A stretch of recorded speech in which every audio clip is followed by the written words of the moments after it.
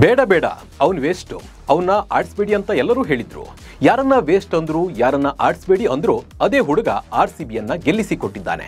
ತನ್ನ ಕಷ್ಟದ ದಿನದಲ್ಲಿ ಕೈ ಹಿಡಿದ ಬೆಂಗಳೂರು ತಂಡಕ್ಕೆ ಕಪ್ ಗೆಲ್ಲಿಸಿಯೇ ಕೊಡ್ತೀನಿ ಅಂತ ಪಣ ತೊಟ್ಟಿದ್ದಾನೆ. ಕ್ವಾಲಿಫೈಯರ್ ಪಂದ್ಯದಲ್ಲಿ ಪಂಜಾಬ್ ವಿರುದ್ಧ RCB ಗೆಲ್ಲೋದಕ್ಕೆ ಸುಯಾಶ್ ಶರ್ಮಾ ಮುಖ್ಯ ಕಾರಣ ಅಂದ್ರೆ ತಪ್ಪಾಗಲ್ಲ. ಇವರನ್ನ ಎಲ್ಲರೂ ವೇಸ್ಟ್ ಅಂತಿದ್ರು, ಆಡಿಸಬೇಡಿ ಅಂತ ಹೇಳಿದ್ರು. ಆದರೆ ಈ ವಾಮನ ಮೂರ್ತಿಯೇ RCB ಗೆಲ್ಲೋದಕ್ಕೆ ಮುಖ್ಯ ಕಾರಣವಾಗಿ ಬಿಟ್ಟಿದ್ದಾರೆ.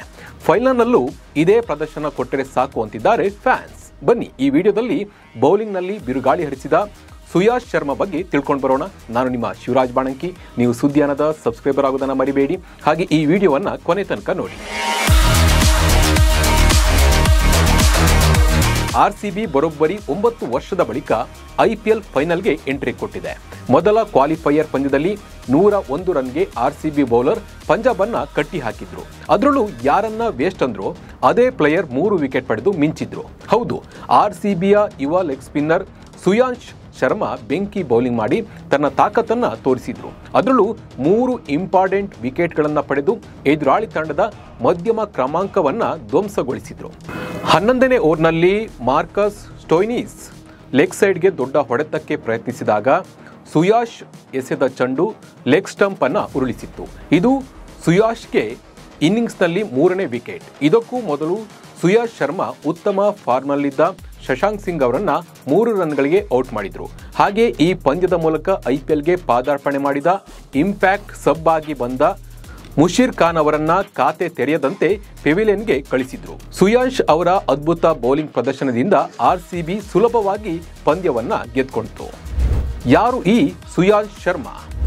ಸುಯಾಶ್ ಶರ್ಮಾ 2003 ಮೇ 15ರಂದು ದೆಹಲಿಯ ಭಜನ್ಪುರದಲ್ಲಿ ಜನಿಸುತ್ತಾರೆ. ಇವರ ಅದ್ಭುತ ಕ್ರಿಕೆಟ್ ಪ್ರದರ್ಶನದಿಂದ ಪ್ರಥಮ ದರ್ಜೆ ಕ್ರಿಕೆಟ್ ಲೀಸ್ಟ್ ಎ ಪಂದ್ಯಗಳನ್ನು ಆಡದೆ IPLಗೆ ಸ್ಥಾನವನ್ನು ಪಡೆದರು. 2023ರಲ್ಲಿ ಕೋಲ್ಕತ್ತಾ ನೈಟ್ ರೈಡರ್ಸ್ ಪರ 19ನೇ ವಯಸ್ಸಿನಲ್ಲಿ IPLಗೆ ಪಾದಾರ್ಪಣೆ ಮಾಡಿದ ಸುಯಾಶ್ ಶರ್ಮಾ RCB ವಿರುದ್ಧ 30 ಬೌಲಿಂಗ್ ಪ್ರದರ್ಶನ ನೀಡಿದರು. ಅಂದರೆ 30 ರನ್ ಕೊಟ್ಟು 3 ವಿಕೆಟ್ ಅನ್ನ ಪಡೆದಿದ್ರು. 2025ರ IPL ಮೆಗಾ ಹರಾಜಿನಲ್ಲಿ 2,60,00,000 ರೂಪಾಯಿಗಳಿಗೆ RCB ಸುಯಾಶ್ ಅವರನ್ನ ಖರೀದಿಸಿತ್ತು. ಇದು ಅವರಿಗೆ ಅತಿ ಹೆಚ್ಚು ಬೆಲೆ ಪಡೆದ ಸ್ಪಿನ್ನರ್ ಎಂಬ ಹೆಗ್ಗಳಿಕೆ ತಂದುಕೊಟ್ಟಿತ್ತು. ಇಲ್ಲಿಯವರೆಗೆ 26 IPL ಪಂದ್ಯಗಳಲ್ಲಿ 18 ವಿಕೆಟ್ ಪಡೆದಿರುವ ಸುಯಾಶ್ ಭವಿಷ್ಯದಲ್ಲಿ ಭಾರತ ತಂಡದ ಪ್ರಮುಖ ಬೌಲರ್ ಆಗಿ ಹೊರಹೊಮ್ಮುವ ಸಾಧ್ಯತೆಗಳು ಹೆಚ್ಚಿವೆ. ಸುಯಾಶ್ ಶರ್ಮಾ ಅವರ ಆದಾಯ ಎಷ್ಟು? 2025ರ ವೇಳೆಗೆ ಸುಯಾಶ್ ಶರ್ಮಾ ಅವರ ನಿವ್ವಳ ಆಸ್ತಿ ಸುಮಾರು 7.7 ಕೋಟಿ ರೂಪಾಯಿ ಎಂದು ಅಂದಾಜಿಸಲಾಗಿದೆ. ಈ ಆದಾಯವು ಹೆಚ್ಚಾಗಿ IPL ಒಪ್ಪಂದಗಳು, ದೇಶೀಯ ಕ್ರಿಕೆಟ್ ಮತ್ತು ಬ್ರ್ಯಾಂಡ್ ಪ್ರಚಾರಗಳಿಂದ ಬರುತ್ತವೆ.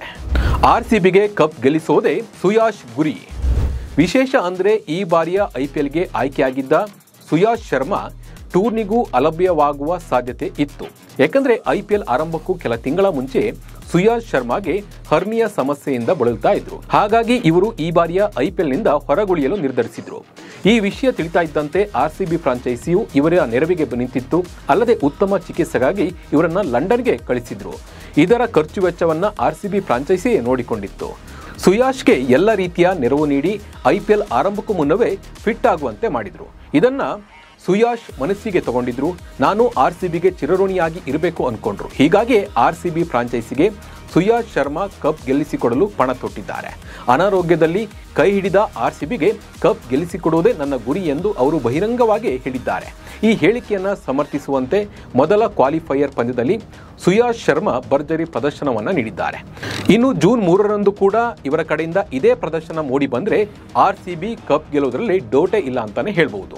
ಒಟ್ಟಿನಲ್ಲಿ RCBಯಲ್ಲಿ ಮಿಂಚಿದ ಸುಯಾಶ್ ಶರ್ಮಾ ಫೈನಲ್ನಲ್ಲಿ ವಿಕೆಟ್ ತೆಗೆದು ಕಪ್ ಗೆಲ್ಲಿಸಿಕೊಡಲಿ ಅನ್ನೋದು RCB ಫ್ಯಾನ್ಸ್ ಆಶಯ. ಈ ಬಗ್ಗೆ ನಿಮ್ಮ ಅನಿಸಿಕೆ ಮತ್ತು ಅಭಿಪ್ರಾಯವನ್ನು ಕಮೆಂಟ್ ಮೂಲಕ ತಿಳಿಸಿ. ನಮಸ್ಕಾರ.